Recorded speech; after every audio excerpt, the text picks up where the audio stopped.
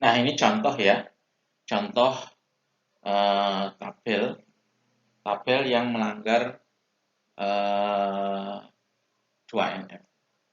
Ya, tabel ini sudah ada dalam 1NF.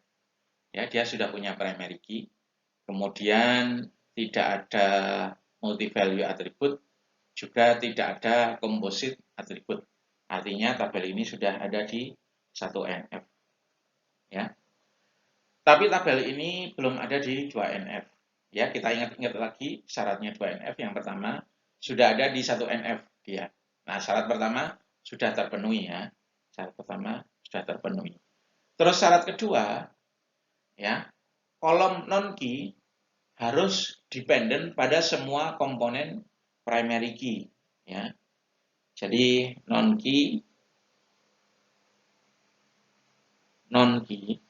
itu selain primary key ya. Jadi di sini tabel kolom quantity dan warehouse address.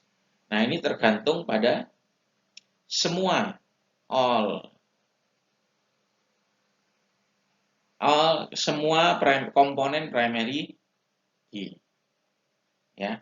Nah, sekarang kita cek satu persatu ya. Adakah yang melanggar di sini? Nah, sekarang misalnya Anda cek quantity. Nah, ini tidak melanggar ya. Jadi kalau misalnya untuk menentukan kuantitinya, kalau pakai part saja kita nggak bisa. Ya. Terus pakai warehouse saja, gudang saja, ini nggak bisa. Jadi ini catatan mengenai penyimpanan barang ya. Jadi ada beberapa gudang. Gudangnya ada di kolom warehouse ya. Misalnya warehouse A, B, C. Terus ada part. Satu barang bisa disimpan di beberapa gudang. Ya. Kita menentukan quantity dari part saja nggak bisa. Misalnya, untuk part nomor P0010, berapa jumlahnya?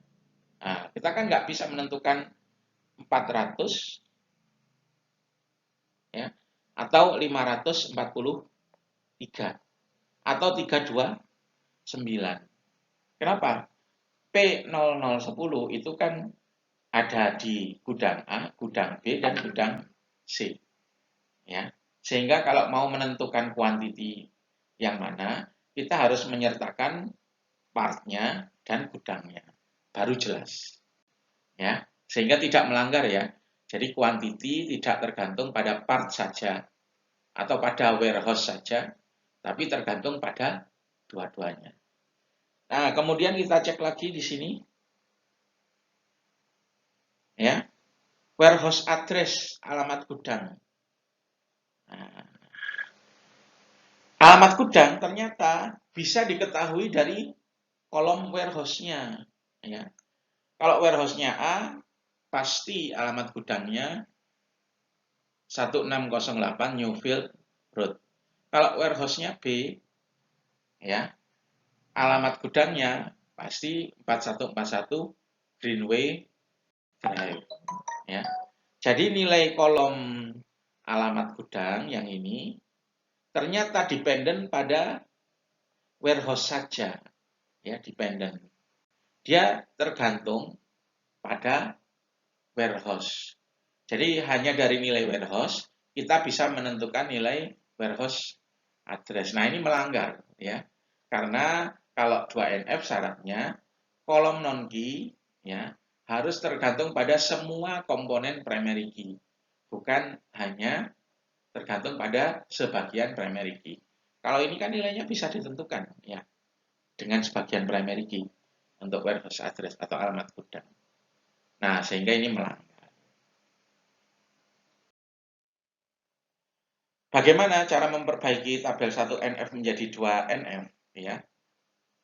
Jika ada kolom non key yang tergantung pada sub primary key, pada bagian primary key, maka non key dan sub primary key tersebut dipisah ke tabel yang baru ya, dipisah ke tabel yang baru.